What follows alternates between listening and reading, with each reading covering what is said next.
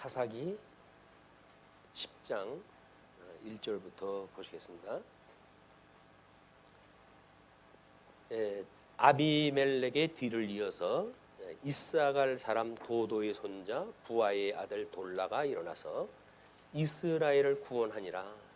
그가 에브라임 산지 3일에 거주하면서 이스라엘의 사사가 된 지 23년 만에 죽음에 3일에 장사되었더라.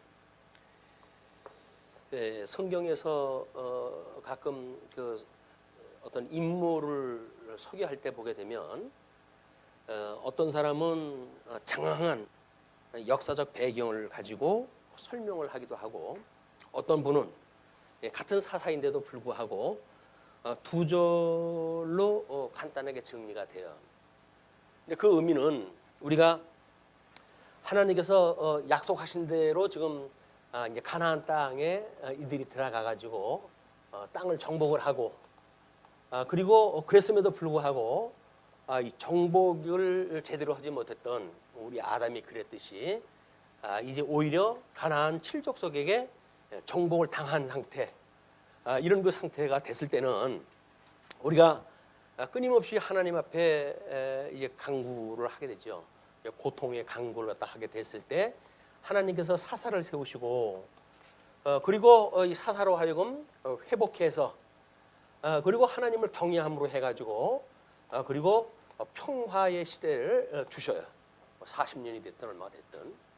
그런데 오늘 이제 정복을 당하고 있는 상태예요. 그런데 백성들은 뭐 강구했다고 하는 사실은 생략되어져 있고, 사사는 돌라라고 하는 그런 그 이름으로 해가지고 좀 존재했다 합니다. 돌라. 아비멜렉 이후의 사건에 이제 이건 아비멜렉 이후에 그의 아들이었던 누굽니까? 우리 세겜의 그 사람이 지금 아비멜렉의 아들 출신이 아비멜렉. 그래서 이스라엘 사사 시대 때에, 이 사사 시대 때에 특별히 어떤 내전이 불거져 있는 그런 특별한 상황, 그건 이제 이후에요.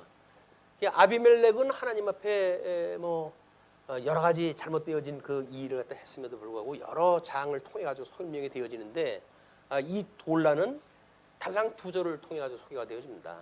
그 되는 내용이, 그것도 이제 뭐 족보에 대한 이야기, 출신에 대한 이야기를 갖다 하고, 이스라엘을 구원했다 이렇게 이야기를 해요. 이제 구원을 갖다 했다.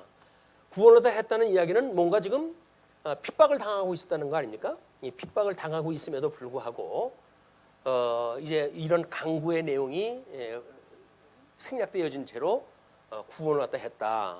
그리고 그가 산지 3일에 거주했다. 3일에 거주했다.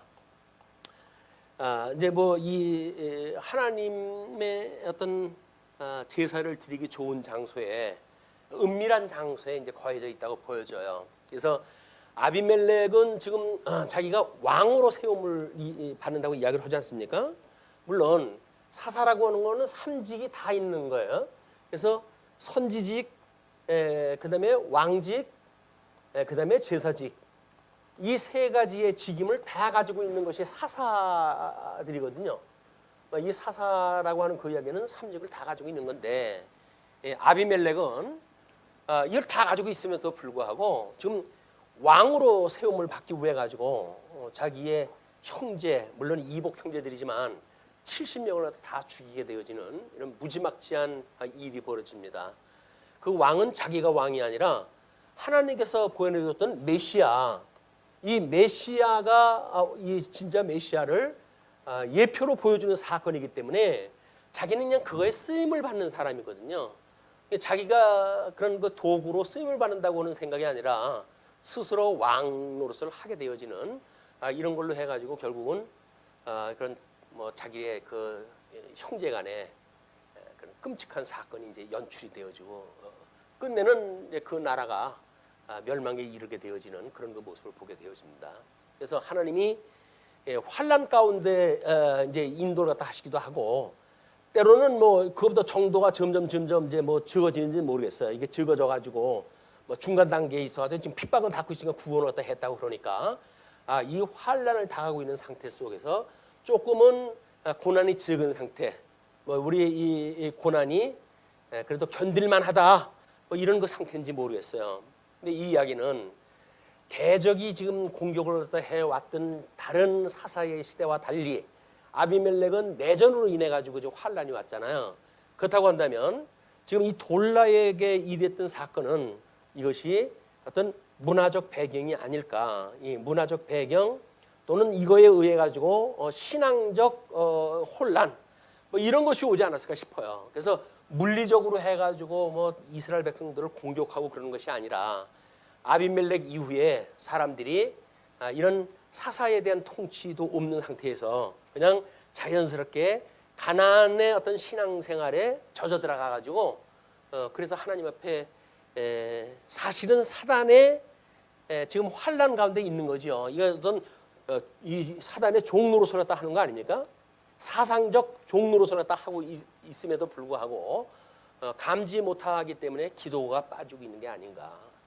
아마 우리 신앙생활도 마찬가지인 것 같습니다. 환란을 당했을 때 그 환란이 직접 피부로 와닿는 거라고 했을 때는 우리가 정말 하나님 앞에 강구하다 하죠. 그러나 그것이 별로 이렇게 몸에 와닿지 않을 때가 있어요. 특히 진리의 문제라든지 뭐 이런 걸로 왔을 적에는 뭐 별로 그런 통증을 못 느낍니다. 이 영적 이 갈등이라는 건 통증 느끼기가 힘들어요. 그래서 이스라엘 백성들한테 뭐 기근이라고 하는 하나님께서 이스라엘 백성들한테 주는 이 시험에 대한 문제가 이 자손에 대한 그 이야기는 뭐 우리 어떤 그 질병을 갖다 주시기도 하고 그다음에 이 자손 땅에 대한 거는 기근을 통해 가지고 우리 시험을 갖다 해가시잖아요.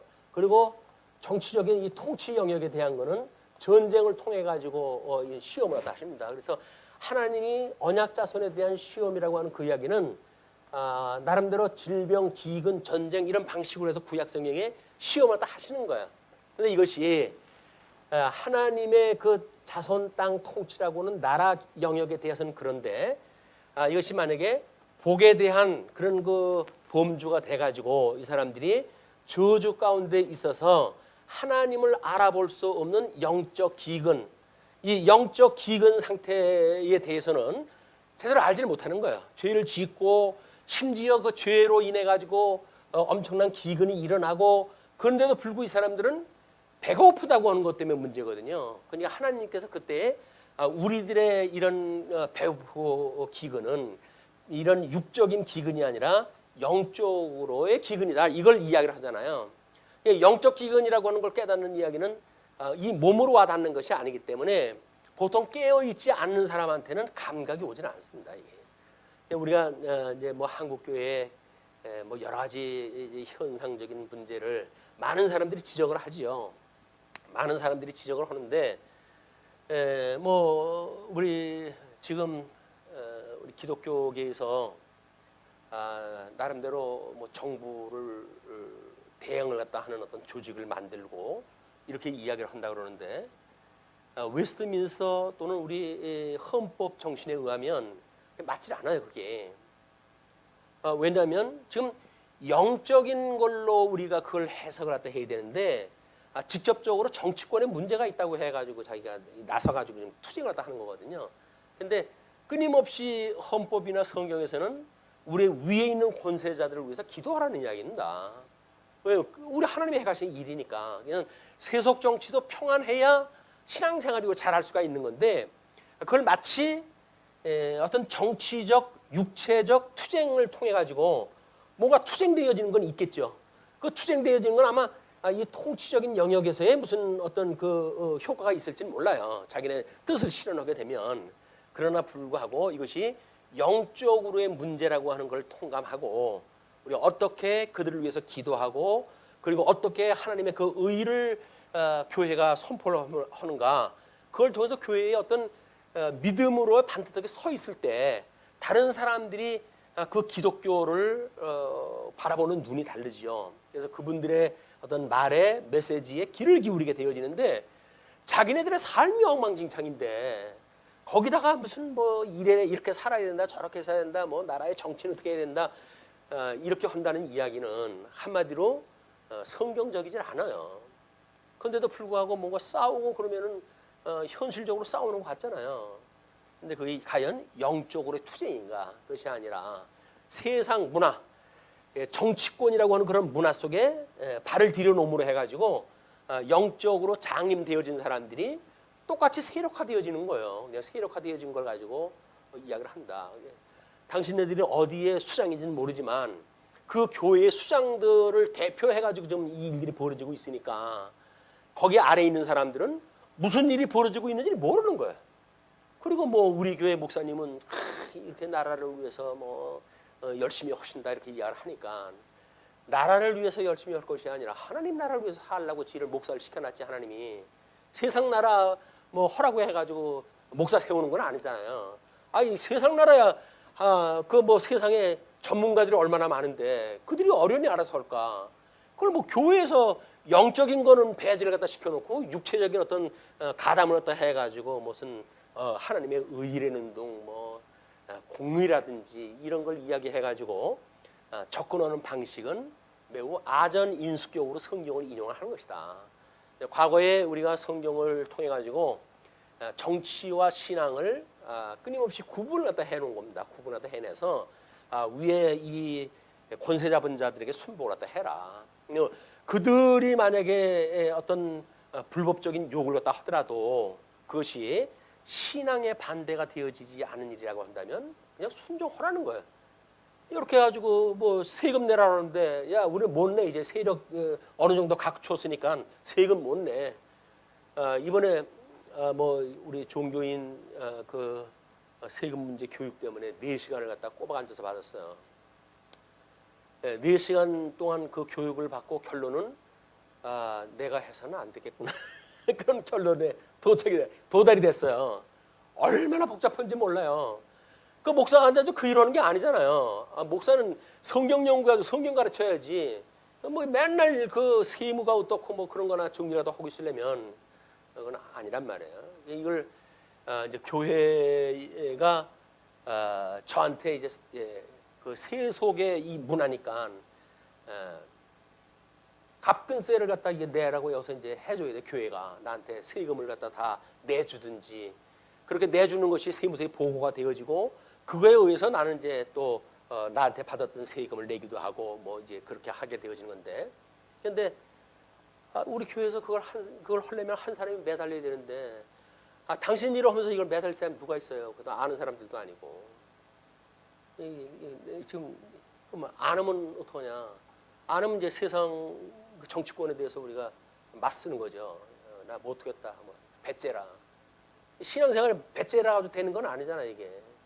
그러면 이제 할 수 없이 범법이 되어졌으면 나라에서 고발을 했다면 저는 이제 뭐 세금 띄어먹은 사람으로 해가지고 고발될 거예요. 세무서에 고발되기도.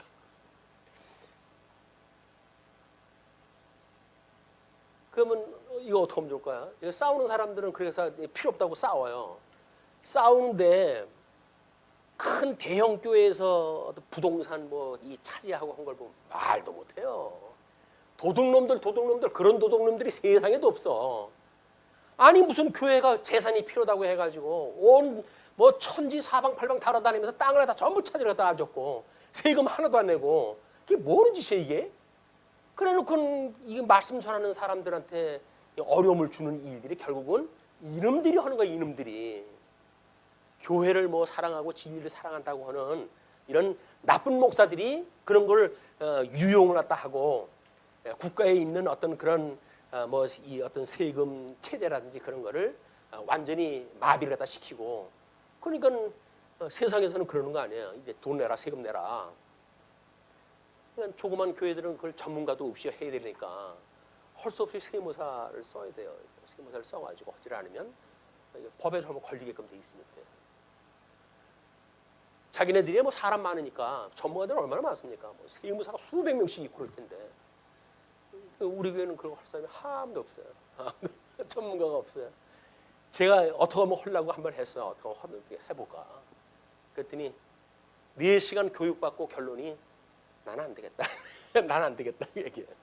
왜냐면 이제 성경 연구하는데도 잠을 못 자면서 헐판인데 근데 이것까지 뭐 연말에 끼고 이거 하려면 이게 안 돼요 도저히. 지금 이 시간을 통해 저는 포기를 선언하는 겁니다. 모든 어떤 이 세무 작업에 대한 걸 저는 포기를 다 할 거예요. 교회에서 저한테 주는 사례금에서 뭐 이제 나라에다 보고하시고 그리고 거기서 요청하는 대로 해가 진행이 돼야 저는 그냥 사례만 받고 해야 돼요. 이제 어쩔 수 없이. 우리는 그래도 나름대로 뭐 목사직 또는 우리 치양회, 목양회, 집사회 구분해 가지고 이걸 자체적으로 하는데 이 집사회가 그걸 할 수 있을 만큼 안 돼요. 안 되면 집사회장이 사실 해야 되는 거 아니에요. 되고 안 되고 인적 구성이 안 되면 하거나 말거나 해야 될 거 아니에요. 그러면 전문가에다 돈을 얼마를 주는지 그걸 알아서 이제 해야 돼요. 이제 그렇게 되면 뭐 아까 잠시 의논했다 해보니까 한 번만 돈 들여가지고 하면 다음번에 우리가 할 수 있지 않을까 그냥 그렇게 이제 이야기하는 선으로 끝났고 그럼 어느 사람을 우리가 선택할 것인가라고 하는 건 이제 뭐 알아보자고 해가지고 이야기를 마쳤는데 그냥 영적으로 해서 이런 상황들이 사실은 다른 성도는 전혀 모르잖아요 이게. 이건 직접적으로 지금 짐승 권세가 목사들한테 너는 성경 연구하지 말고 이거 잘 해가지고 절세 잘하고 그리고 너 어떤 이해관계에 손해 없도록 준비해 그 이야기거든요. 이게 영적 공격으로 해서 보이십니까 이게? 전혀 감각이 안 와요 그게. 그러니까 저한테는 이건 치명적이에요 이게. 그렇게 해가지고 여기에 시간 매고 이렇게 하려고 한다면 그거 가지고 뭐 원래 장사해 먹던 사람이야 어차피 뭐 그 시간 가지고 다 돈 벌고 하던 시간이니까 뭐 그런 목사들이 상관이 없겠지만 성경 연구에 시간 보내던 사람들은 이거 못해요. 포기를 했다 해. 아니면 뭐 목사직을 사임을 했다 해가지고 그 얘기가 해방이 되든지.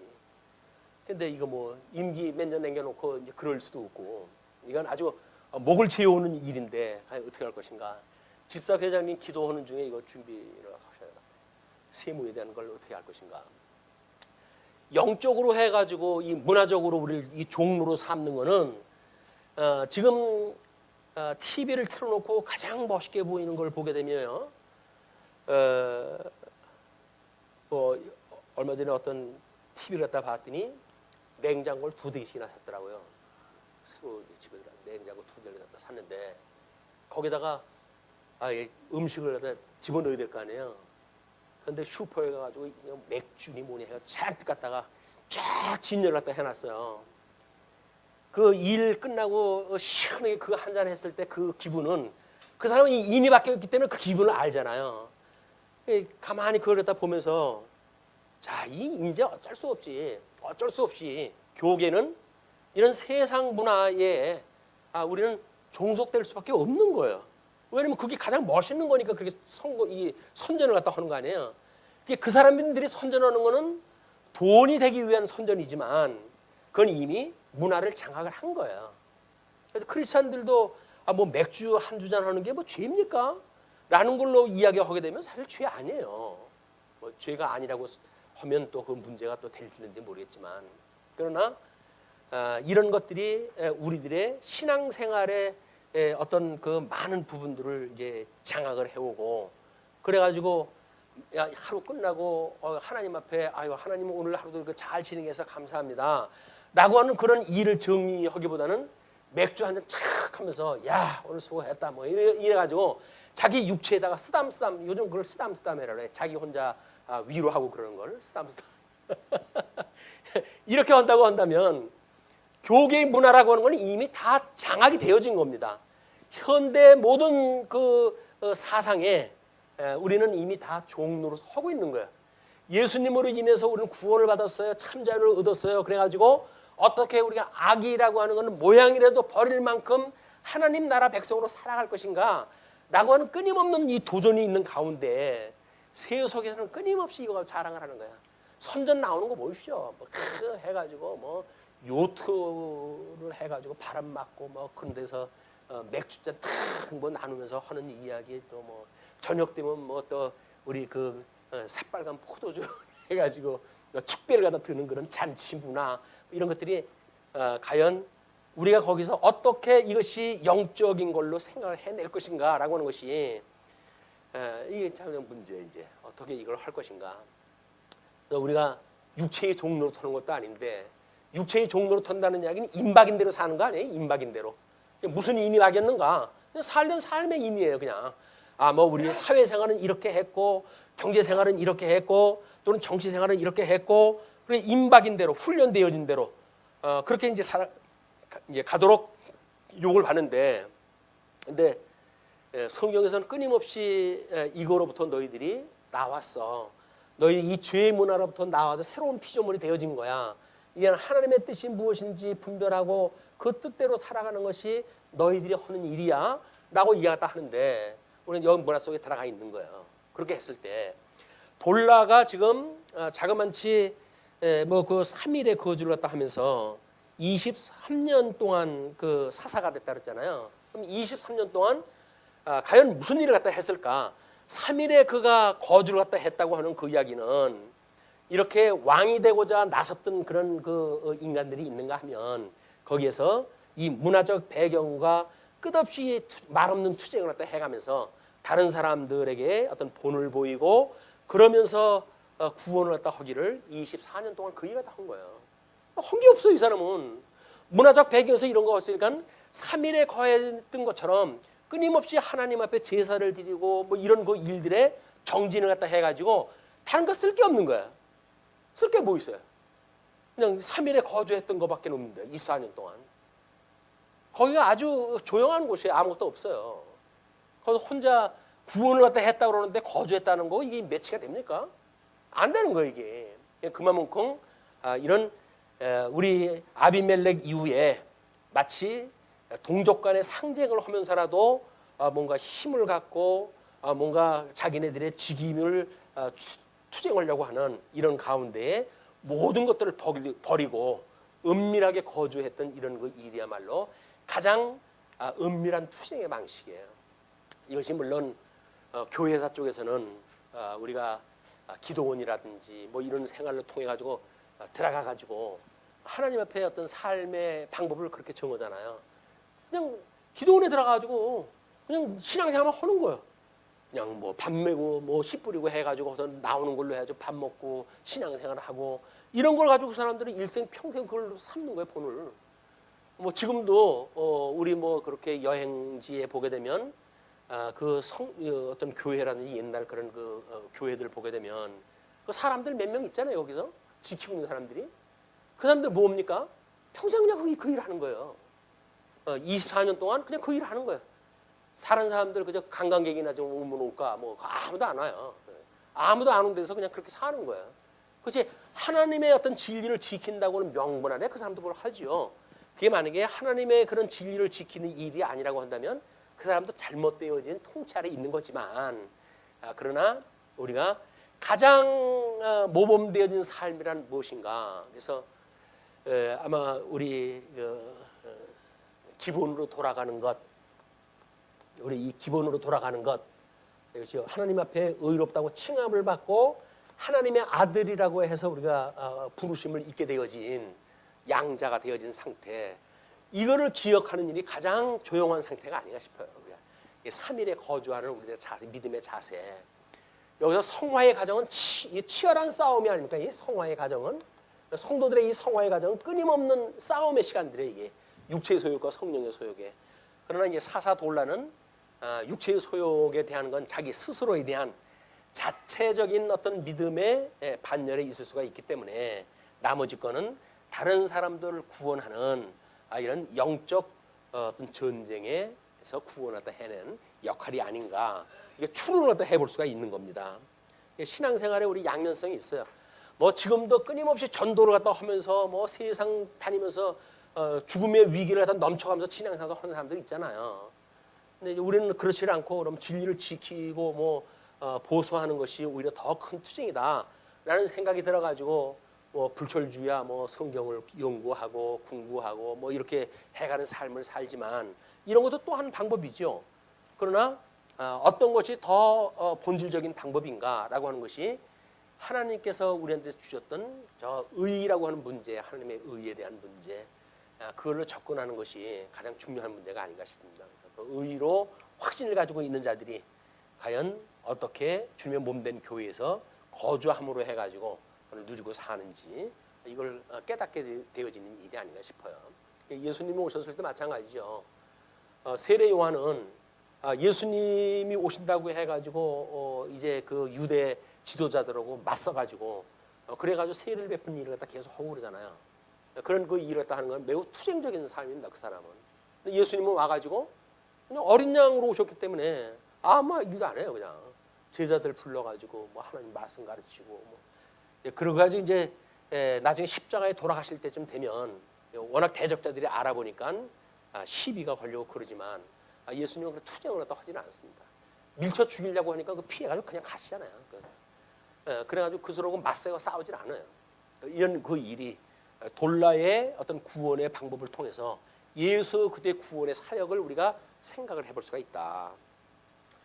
뭐 그렇게 불같은 뭐 전쟁을 하고 복음을 위해 가지고 뭐 우리 종교 개혁 때 당시처럼 그렇게 사는가 그런 방법도 있지만 돌라처럼 조용히 사면에 거하면서 백성들을 구원했던 그런 그 역사도 여전히 예수 그리스도의 그 사역을 예표적으로 보여주는 사건이라고 보여집니다. 자, 그러면서 뭐 돌라에 대한 거는 두 절로 되어졌다고 한다면 지금 야일에 대한 거는 그래도 세 절로 해가지고 조금 많아요. 내용이 뭐냐면 3절로 5절까지 사사 야일에 대한 행적입니다.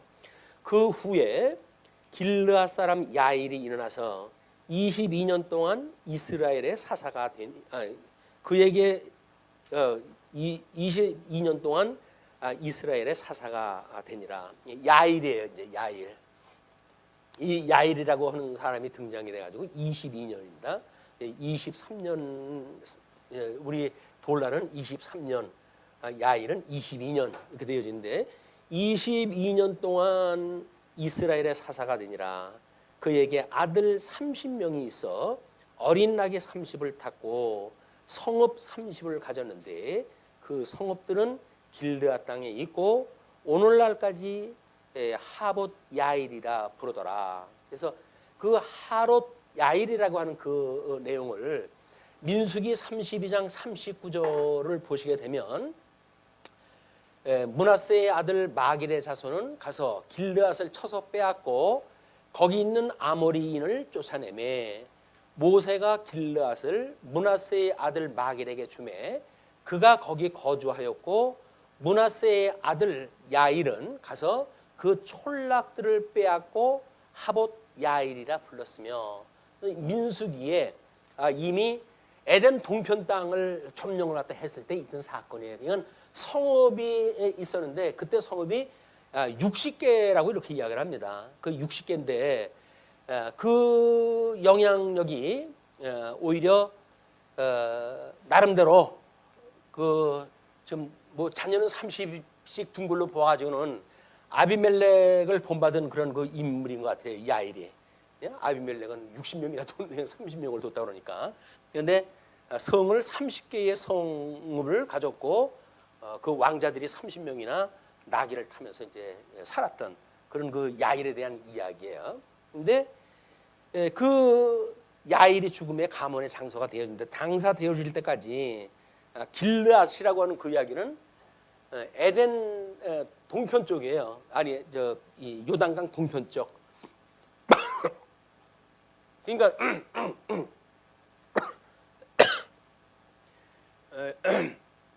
요단 동편 땅의 그 길르앗 지역이니까 그 뭐 3대 삼림이라고 이렇게 이야기를 합니다. 예, 그쪽에 아주 그 뭐 땅이 삼림 지역으로 해가지고 좋아가지고 그 두 지파 반이 요구했던 그런 그 지역 아닙니까? 그럴 만큼 보기가 좋았던 땅이기 때문에 차지했던 그런 그 땅인데 그 땅에 60개의 정도의 성읍이 먼저 있었는데 그걸 다 빼앗긴 거예요. 네, 언제 빼앗겼는지 다 빼앗겼어요. 근데 지금 이 야일이 빼앗겼던 성읍 중에서 30개를 지금 찾아온 거예요. 그렇다고 한다면 이건 전쟁이 있었던 겁니다. 그럼 여기도 어떤 핍박이 있었느냐 그것이 아니라 자기네 조상들이 차지했던 땅의 일부를 빼앗겼던 거 아니에요. 그 빼앗겼던 것을 회복하는 일이 이것이 사다의 구원에 대한 일이야. 이게 구원에 대한 이야기. 우리가 하나님께서 우리에게 주어졌던 어떤 그런 뭐 약속의 이야기 이런 그 일이 있을 때 그를 뭐 조상 대대로 이렇게 살아오면서 그냥 잊어버릴 수 있잖아요. 이게. 근데도 불구하고 그걸 기억을 하고 30개의 성읍을 다시 되찾았다고 하는 그런 그 이야기를 사사기의 치적으로 이야기를 하고 있어요. 그걸 사사야일의 행적으로 구분했다 한 겁니다. 그러면서부터 이제 6절로 16절까지 백성들의 범죄와 결과가 소개가 되어져요. 먼저 6절로 9절까지 우상 숭배와 블레셋과 암몬의 압제가 이제 시작이 되어집니다.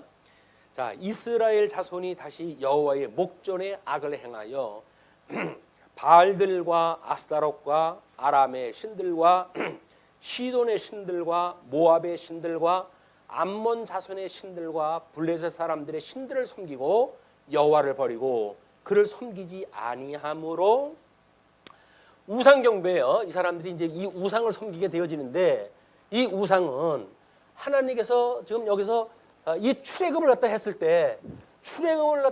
때 이미 10가지 재앙을 통해 가지고 애굽에서 자기네들의 신으로 믿는 그 우상들을 하나님과 다 이걸 갖다가 무너뜨린 거 아닙니까? 이것이 예수 그리스도의 궁극적 승리를 갖다 이제 보여주는 예표적인 사건이란 말이에요.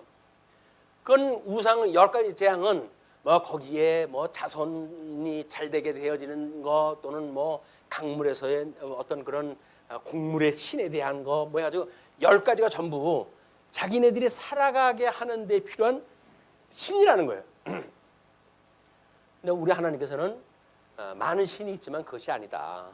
우리의 오직 하나님 한 분밖에 없다. 이제 그거를 우리한테 가르쳐 주기 위해서 출애굽을 갖다 했을 때 시내산에서 우리 오전에도 이야기를 했지만 우리 십계명의 서문을 갖다가 제시를 갖다 하는 거예요.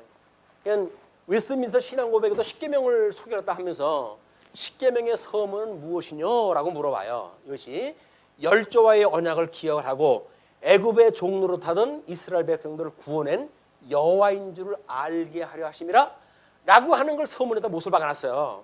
그러니까 이 사람들이 성경을 연구하고 진리를 하나님의 뜻을 따라가지고 이건 이제 하나님의 뜻인데 이 하나님의 뜻을 분별하며 살아가기에 필요한 모든 일들은 결국 뭐예요? 이게 결국은 서문에 있는 하나님이 그 여호와라고 하는 사실을 언약대로 이루어가지고 이것이 하나님이 해오신 일이다.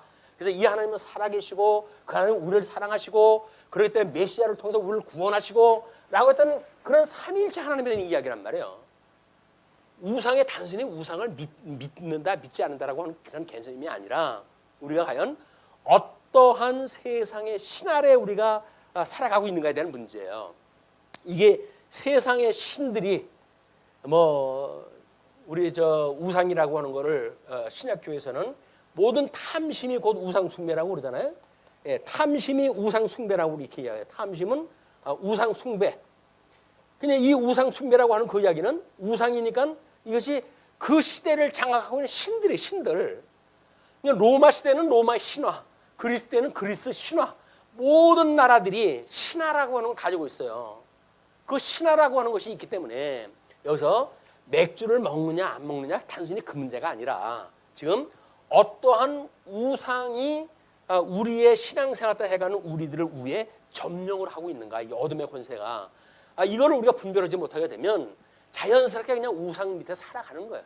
그리고 여기서 상대적으로 해가지고 뭔가 욕심을 채워가야 되니까 우상 숭배가 하는 거죠. 그것이 우리가 소위 신앙생활, 잘못되어지고 있는 신앙생활이 하나님을 믿고 예수 그리스도를 믿는 것이 아니라 우상을 믿는 그런 신앙생활을 할 수가 있다는 거예요. 그걸 요즘은 이제 뭐 우리 대형화라든지 세속화되어져 있는 교회를 통해 가지고 경고하다 하는 겁니다. 예, 우리가 이 대형화를 위한 세속적 신, 그 밑에 우리가 예속이 되어지게 되면 교회 이름으로, 진리의 이름으로, 믿음의 이름으로 우리는 우상을 믿고 살아가요. 그럼 우리 뭐 교회 대형화가 다 뭡니까? 이거예요. 하나님이 하나님의 나라 이 언약대로 이루어 가신다고 하는 서문의 이 내용하고는 전혀 상관없는 신앙생활을 하는 거예요. 아주 열심히 하죠. 아주 최선을 다해서 열심히 해요. 그런데 그것이 정말 하나님의 언약대로 이루시는 걸 우리가 깨닫게 되어지는 우리 진리에 대한 학습의 장인가? 이 문화라고 하는 것은 우리들의 학습의 장으로 주어진 거예요. 이 학습의 장이라고 하는 그런 그 이야기는 배운 공부와 익힌 공부를 갖다 해갈 수 있는 배경이란 말이에요. 그러면 이 배경을 이런 우상단지 밑에서 살아가는 걸로 우리가 학습이 되어지는가? 그것이 아니라 이건 아니야. 이건 성경이 말하는 것이 아니야. 하나님이 기뻐하시는 뜻이 아니야. 라고 하는 우리 신령한 예배, 신령한 예배를 분별하기 위해서는 이걸 우리가 알아야 돼요. 그래서 로마서에서 이야기하는 건 신령한 그 예배, 영적 제사라고 하는 그 이야기는 이 신령한 예배입니다. 이 신령한 예배는 하나님의 선한 뜻이 무엇인가 분별하고, 그죠? 근데 믿음의 분량만큼 생각을 하고, 이거 생각을 하고, 그리고 주신 은사를 따라서 봉사 살아가는 것, 삶을 영위하는 것, 이것이 신령한 예배란 말이에요. 이게 신령한 예배. 이 신령한 예배가 아니에요. 뭐 하나님의 뜻이면 모르고 아니면 모르냐, 내주면 됐지 라고 해가지고 뭐 목사가 자기 아들한테 세습을 갖다 하지를 않나, 뭐 대형교회가 세금을 갖다 포탈을 하지를 않나, 교회 이름으로 해가지고 뭐 그렇게 뭐 법적으로 해가지고는 다 나와져 있어요. 그냥 뭐 세금 안 내도 되는 걸로 되어져 있으니까 법적으로 문제가 없겠죠. 오죽 그 꼴이 사나우면 그 나라에서 종교계의 세금을 받아들이려고 그러겠어요. 교회도, 이 절도 마찬가지입니다. 그 수많은 요즘 뭐 좀 가을 구경 좀 하려고 산에 가게 되면 그 문 입구에서 전부 돈 받잖아요. 입장료 받고. 아니 산구경 간다고 왜 지네들이 그걸 돈을 받냐고요? 돈을 받아도 그 사람들은 현금밖에 안 받아요. 또 카드도 안 된대 거기는. 그건 다 뭐예요? 현금 받겠다는 이야기는 모든 걸로 딱 숨기겠다는 이야기 아닙니까? 이 종교의 이름으로 다 되고 있는 거라니까요. 이게 다 세상의 이 세속적 우리가 어떤 사단에 전부 종로로서 좀 하고 있는 거다. 우리가 이것을 분별할 때 했을 때 비로소 영적 예배가 가능한 일이기 때문에 이런 조용하고 정신적인 어떤 뭐 이런 어떤 신앙의 투쟁의 관계를 설명을 했다고 한다면 이걸 복원시키기 위한 하나님의 섭리가 아닌가. 이것이 당분간 그렇게 했다가 그래도 이제 안 되겠는가 봐요. 하나님께서 철저하게 우상 딴지들 밑에다가 다 집어넣지 않습니까? 그게 뭐 심지어 여호와의 목전에 악을 행하는데 바알들, 아스타롯 또는 아람의 신들, 시돈의 신들, 모압의 신들, 암몬의 자손의 신들, 블레셋 사람들의 신들을 섬기고 여호와를 버리고 그를 섬기지 아니하므로 여호와께서 이스라엘에게 진노하사 블레셋 사람들의 손과 암몬 자손의 손에 그들을 파심해. 그건 종교라고 하는 그 이야기는, 이 종교라고 하는 그 이야기는 마루종자네, 마루종자. 제일 꼭대기에 이게. 그러니까 우리 어떤 가르침의 세계에 봤을 때 이 종교가 이 제일 꼭대기 부분을 차지하는 거예요, 이게. 그 밑에는 뭐 이제 여기 뭐 철학이라든지 뭐 심리학이라든지 또는 뭐 나름대로 이쪽에서 예술 문화라고 하는 그런 그 장면이라든지 또는 도덕이라고 하는 윤리 문제라든지 이런 걸 가지고 지도 체제를 꾸려갈 수가 있는 거죠. 이게 세속적인 그런 그 방법이니까. 그러니까 하나님께서 우리를 죄 아래 팔아버릴 때 우리 영은 죽어가지고 이미 전부 죽었잖아요. 영이 죽어져 있고 그러니까 우리 상실한 마음에 우리를 내어버려 두는데 상실한 마음을 가지고 심리학이라고 하는 걸 만들어서 사람들 평안을 이제 뭐 꿈꾸게 만들고 장난치는 거 아닙니까? 그리고 우리가 이 우준한 가운데 내어버려 둬가지고 하나님이 어떠한지 하나님 맞는 세상이 어떠한지 그걸 다 모르는데 철학이라고 하는 걸 가지고 그걸 위장을 하는 거야. 인생이라는 건 이런 거야, 이렇게 살아가면 돼 하라고 위장을 딱 하니까 결국은 우준하게 되어진 사람들이 추구하고 있는 세계가 철학 세계입니다. 그리고 감정적으로 해가지고는 상실한 마음에 의해 가지고 하나님을 알아보지도 못하고 어떤 것이 좋은 건지 나쁜 건지 분별도 못하고 하는 자들이 미를 추구하게 되어지니까 이 미를 추구하니까는 그게 예술이에요. 예술 방면을 통해 가지고 이것이 구원의 길이다 해가지고 구도의 길로 예술을 갖다 찾기도 하는 사람들이 있잖아요. 이것이 하나님이 예쁘다고 하나님이 아름답다고 하지 않은 것을 예술이라고 하니까 그것이 과연 아름다운 건가? 하나님이 우리들을 부끄러운 마음에 내버려뒀다고 이렇게 이야기해요. 타락되어진 그 인간들은 부끄러운 마음에 내어버려 두사 합당치 못한 일을 갖다 하게 하는 일들인데 이게 부끄러운 줄 모르는 거예요. 근데 요즘 뭐 동성애가 난리가 났어요. 뭐 모든 나라가 동성애를 뭐 합법화를 갖다 해야 된다. 그 소외되어진 계층을 보호해야 된다라고 하는데 필요하죠. 소외된 이 계층을 갖다 우리가 보호하는 건 매우 필요한 일이에요. 근데 소외된 계층을 보호한다고 하는 명분 아래 소외되지 않은 계통들한테 지금 뭔가 압제를 가하겠다는 거 아니에요? 너희들 그런 사람들한테 잘못 표현을 하게 되면 너희들 내가 다 잡아 넣을 거야 그 이야기예요. 이런 반전이 어디 있어요 또? 그 사람들만 국민이고 그걸 반대하는 사람들은 국민이 아닌가요? 근데 이것이 점점 세를 넓혀가니까 정부에서 자꾸 그쪽으로 가고 싶은 거예요. 그쪽으로 가고 싶은 거예요. 그냥 기독교에서 반대하는 이유는 이런 것 때문에 또 그런 게 있어요.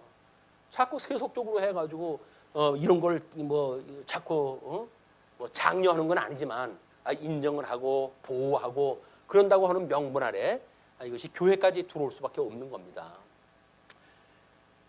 이 부끄러운 마음에 내어버려 가지고 합당치 못한 일을 갖다 하고 사는 사람들 이것이 도덕과 윤리에 된 거 아니? 세상에 주는 평가예요 이게. 그러니까 우리는 하나님 앞에 이 죽어져 있는 사람들은 어쩔 수 없이 이 사람들의 영향권 안에 우리의 삶의 형식이든 감정의 문제든 우리들의 의지의 문제든 우리들의 사상의 세계든 모든 게 다 장악돼 가지고 살아가는 거니까 지금 우상을 섬겼더라 그 이야기는 뭐예요? 하나님이 기뻐하시는 뜻하고는 아무런 상관이 없는 거예요. 이건 상관이 없이 세상이 요구하는 대로 살아가는 거다 이게. 우리가 그걸 한가하려고 한다면 이건 내면적인 엄청난 전쟁입니다. 3일에 조용히 거주했지만 그 거주는 끊임없이 저 세력들과의 싸움의 시간들이었어요 이게. 제일 싸움의 진수가 뭐냐면 가장 무저항적인 투쟁입니다. 무저항적인 투쟁. 그거에 대해서 나서가지고 뭐 대적하는 게 아니라 저건 잘못되어진 거야. 그래서 그 어떤 뭐 구성원들한테 교육을 시키고 그래 조용히 그런 그 일들을 가르치는 일이야말로 도사의 돌라의 23년이라고 한다면 잃어버렸던 땅 차지하는 것이 야일의 땅이었는데 이 시대가 끝나가니까 저쪽으로 본격적으로 이제 들어가지고 우상을 섬기기 시작을 한 거예요. 그래서 하나님이 그렇게 섬기니까 그래. 그럼 아주 이제 그걸 진노하사라고 이야기했다 했는데 진노하사의 전제를 빼면 뭐예요? 그 사람들 손과 암몬 자손의 손에 그들을 파심에 팔아버린 거예요. 판다고 하는 걸 우리 노예를 매매할 때 판다고 하는 사람을 인신매매. 이게 사람을 판다는 이야기는 이게 종들 취급하는 거예요. 그냥 결국은 하나님의 사람들을 죄의 종으로 팔아버린 거예요. 그러니까 우리가 이런 일을 하느냐 안 하느냐라고 하는 그런 단순한 문제가 아니라 하나님의 내가 예수 그리스도로 말미암아 구속을 받았는데 구속받았던 나를 아니 하나님 제가 하나님의 아들인데 그래도 그렇지 어떻게 저를 갖다가 저 죄의 종으로 팔아버립니까? 나는 하나님의 아들이지 내가 세상의 종이 될 수 있는 그런 신분이 아니잖아요.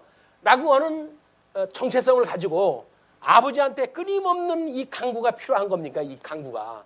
저를 어떻게 종을 갖다 팔아요 주님. 정말 섭섭합니다.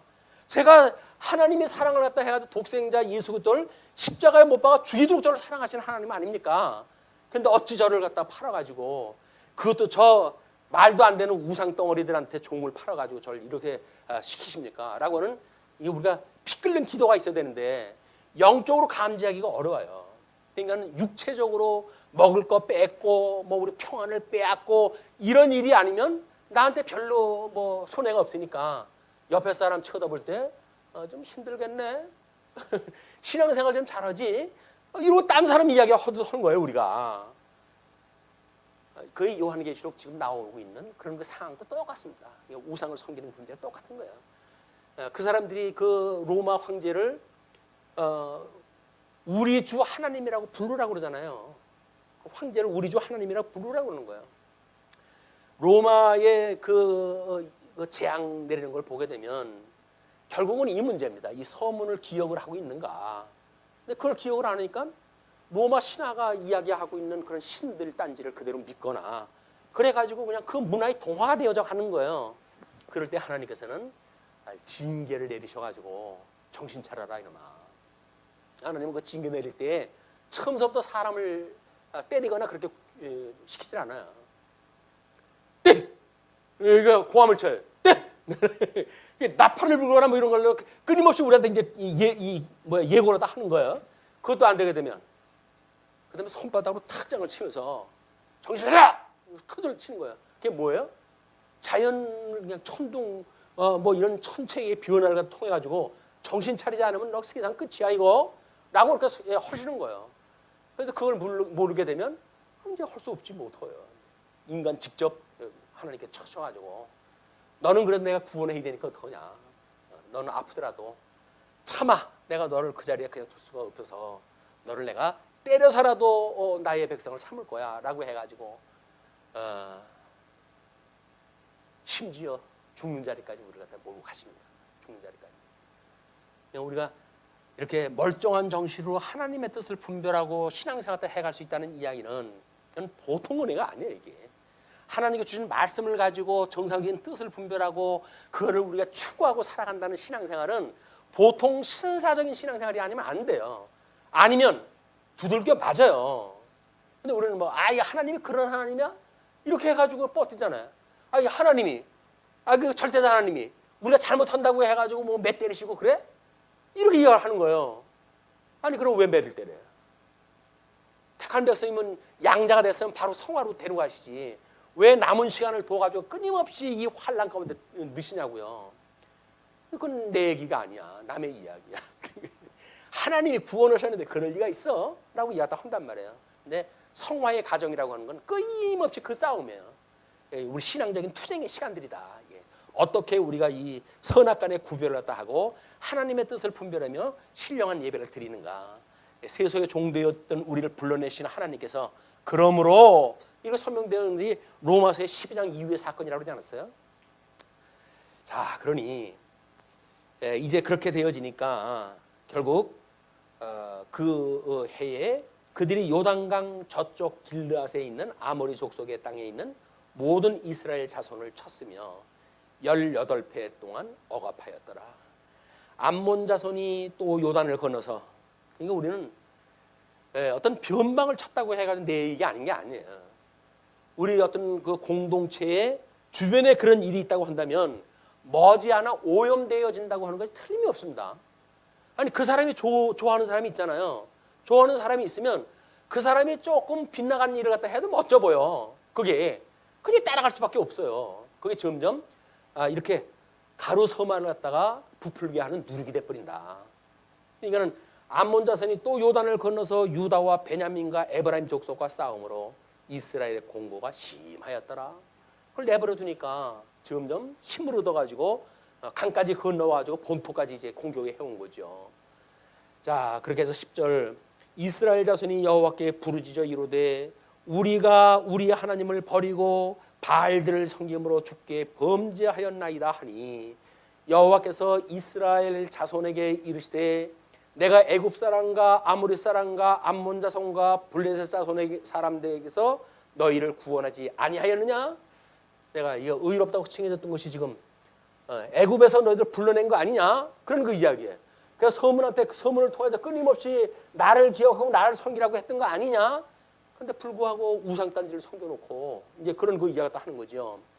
또 시돈 사람과 아멜렉 사람과 마온 사람들이 너희를 압제할 때에 너희가 내게 부르짖음으로 내가 너희를 그들의 손에서 구원하였거늘. 이 가나안 서편 쪽에 있는 사람들도 이래가지고 내가 가나안 땅 다 차지하게 한 거 아니었어? 그렇게 구원하였거늘 너희가 나를 버리고 다른 신들을 섬기니 그러므로 내가 다시는 너희를 구원하지 아니하리라. 다시는 구원하지 않겠대요. 그럼 우리는 또 우정. 하나님은 한번 구원하시면 구원을 우리 물르지 않습니다. 염려하지 마십시오. 그게 지금 이야기가 아니잖아요. 버리겠다는 이야기는 너희들이 지금 잘못하고 있으니까 이걸 돌이키라고 하는 이야기를 줬으면 그럼 이걸 돌이켜야겠네? 이렇게 이야기를 해야 되는데 신학적으로 우리 드는 풍월이 있으니까 하나님이 한번 구원받은 사람을 안 버려. 그러므로 괜찮아. 라고 이야기해가지고 신령한 예배가 잘못되어진 것에 대한 거는 우리가 고칠 생각이 없는 거예요. 그래 아무래도 돌이킨 게 없다니까요. 그냥 우상 섬기고 있는 거예요. 그럼 그렇게 살다가 어디로 간다고요? 그렇게 살다가 우상하고 같이 무저갱 속에다 이제 나중에 다 집어넣을 거 아닙니까? 하나님께서 이 무저갱 속에다 사단, 음녀권세 다 여기다 집어넣을 텐데 그때 그를 추종하던 자들을 다 이쪽으로 집어넣으시겠다는 거예요. 그럼 우리들이 지금 믿음의 사람들이라고 한다면 로마서의 구조에 따라서 보게 되면 우리는 원래 인간은 불의했었는데 하나님의 의로 의로워졌으므로 신령한 예배를 드릴 수 있게 되어졌고 그래서 신령한 예배를 드리게 되어지는 거다. 근데 만약에 칭의를 잊어버린다고 한다면 이건 필요 없는 문구이 돼버리고 말아요. 명제적으로 그냥 구원했으니까 우리는 멸망받지 않아. 우리는 이스라엘 자손이야 라고 이야기를 하는 거예요. 그냥 하나님이 너희들이 이스라엘 자손이라고 자랑하지 마라. 길가에 돌덩어리를 가지고도 하나님이 이스라엘 자손을 만들 수가 있는 분이야 라고 이야기를 하는 거예요. 그러니까 하나님을 믿는다고 하는 그런 그 이야기는 하나님의 뜻도 모르면서 하나님을 어떻게 믿습니까? 그러니까 우리가 신앙생활을 뭐 우리 아까도 이야기를 했지만 우리 뭐 쉬는 시간에 잠시 그런 이야기도 했지만 하나님이 다 하게 하셔 라고 하는 그런 그 이야기는 우리한테 얼마나 면죄부를 주는지 몰라요. 편하게. 근데 그 안에서 우리들이 해야 되는 건 치밀한 건 우리들의 삶입니다. 이게 이걸 통해서 하게 하신다는 이야기거든요. 근데 이 하게라고 하는 본동사가 다 빠져버린 거예요. 이게 다 빠져버리고 그냥 문장으로 하게만 남아져 있기 때문에 우리는 이 삶을 살아야 될 우리들의 삶의 현장 이건 없어져 버리고 하나님이 하신다라고 하는 명분만 남게 되어진단 말이에요.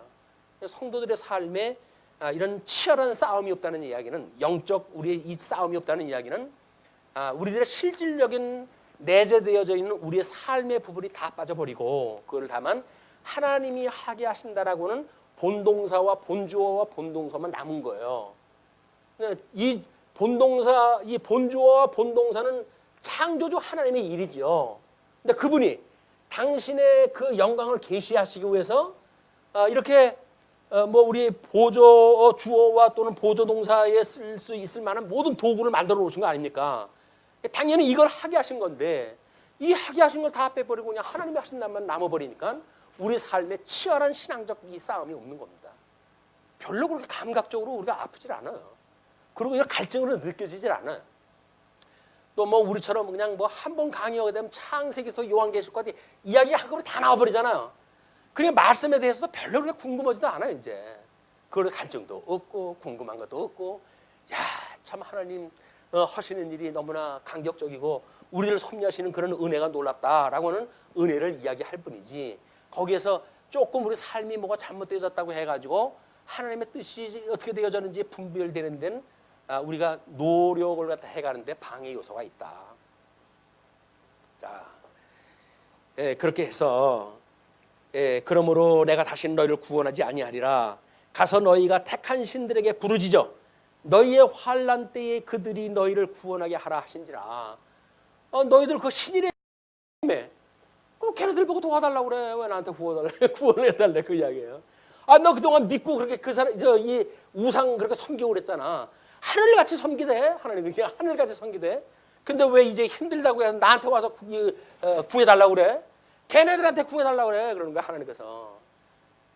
우리가 주인을 잘 만나야 돼. 정말 주인을 잘 만나야지. 잘못 만나게 되면 나중에 정말 힘들 때 아무것도 도움이 안 되는 우상들이에요. 이게 우상들은. 그래도 우리를 본질적으로 사랑하시는 분은 우리 하나님 한 분밖에 없으니 우리가 그분한테 간구하고 살아가는 일이 쉬지 말고 기도해야 될 이 성도들의 삶의 문제다. 그렇게 하니까 이스라엘 자손이 여호와께 여쭈되 우리가 범죄하여 싸우니 주께서 보시기에 좋은 대로 우리에게 행하시려니와 오직 주께 고하옵나니 오늘 우리를 건져내옵소서. 뭐 그동안 이렇게 살아온 거 잘못 범죄한 거 고백을 합니다. 또 주께서 보시기에 좋은 대로 그러니 주께서 아주 보기 좋은 대로 하세요. 죽이려면 죽이고 살리면 살리고. 그러나 더 이상 저 치욕스러운 데서부터 구원은 하나님께 시켜주셔야죠. 주님. 이것이 영적으로는 구원을 얻었으나 육체적으로 버렸다라고 하는 그런 우리 신세들이에요. 예수님을 믿게 되어지는 상황 속에서 영적으로는 예수님을 믿게 하고 육적으로 해가지고는 우리를 쳐가지고 아무것도 할 수 없는 그런 그 신세를 만드는 것이 하나님의 사랑의 섭니다. 자기 가운데에서 이방 신들을 제하여 버리고 여호와를 섬김에 여호와께서 이스라엘의 공고로 말미암아 마음에 근심하시니라. 하나님께서 그때 근심을 하다 하셔요. 그리고는 그때의 암몬 자손이 모여서 길르앗의 진을 쳤으므로 이스라엘 자손도 모여서 미스바의 진을 치고 이제 맞짱을 뜨게끔 되어져 있죠. 그래서 안다고 하는 믿는 것과 아는 것이 하나 되어진 사람들이 진을 치고 비질리의 세력과 맞서가지고 싸우려고 진을 쳤어요. 길르앗 백성과 방백들이 서로 이르되 누가 먼저 나가서 암몬 사람과 싸움을 시작하랴. 그가 길르앗 모든 주민의 머리가 되라 하니라. 그때에 사사에 있다가 등장했다 해가지고 새로운 이제 전개를 해 나가게 되어집니다. 다음 시간에 그건 확인했다 하기로 하고 오늘 말씀 줄이죠. 기도하시죠.